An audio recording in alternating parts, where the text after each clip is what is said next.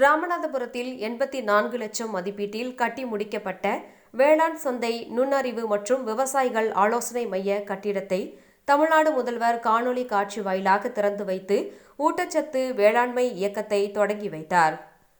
தமிழ்நாடு அரசு வேளாண்மை, உழவர் நலத்துறை மற்றும் கால்நடை பராமரிப்பு துறையின் சார்பில் ராமநாதபுரம் உழவர் சந்தை வளாகத்தில் 84 லட்சம் மதிப்பீட்டில் கட்டி முடிக்கப்பட்ட வேளாண் சந்தை நுண்ணறிவு மற்றும் விவசாயிகள் ஆலோசனை மைய கட்டிடத்தை தமிழ்நாடு முதல்வர் காணொலி காட்சி வாயிலாக திறந்து வைத்து ஊட்டச்சத்து வேளாண்மை இயக்கத்தை தொடங்கி வைத்தார். இதைத் தொடர்ந்து ராமநாதபுரத்தில் நடைபெற்ற நிகழ்ச்சியில் மாவட்ட ஆட்சியர் சிம்ரன்ஜித் சிங் காலோன் தலைமை வகித்தார்.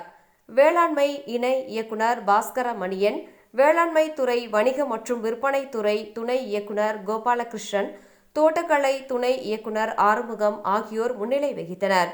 இதன் பின்னர் புதிய கட்டிடத்தில் குத்துவிளக்கு ஏற்றப்பட்டனர்.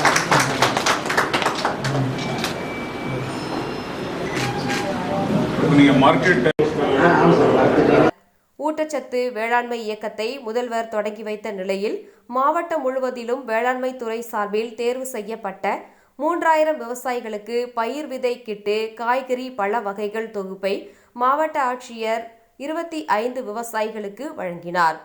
இந்நிகழ்ச்சியில் நகர்மன்ற தலைவர் RK கார்மேகம், தோட்டக்கலை துறை உதவி இயக்குனர் அருண்குமார், உதவி செயற்பொறியாளர் சிவக்குமார் அவர்கள், உதவி அலுவலர் அண்ணாதுரை மற்றும் அரசு அலுவலர்கள், விவசாய சங்க தலைவர்கள், விவசாயிகள் உள்பட பலர் கலந்து கொண்டனர்.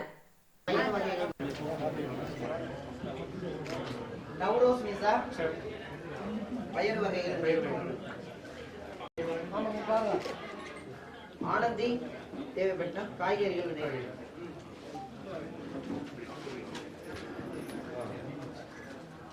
தனபாக்கியம் வளங்குளம் பயிர் வகைகள்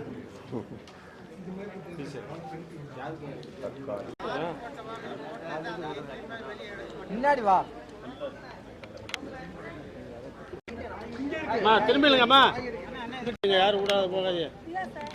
அது இல்ல வேற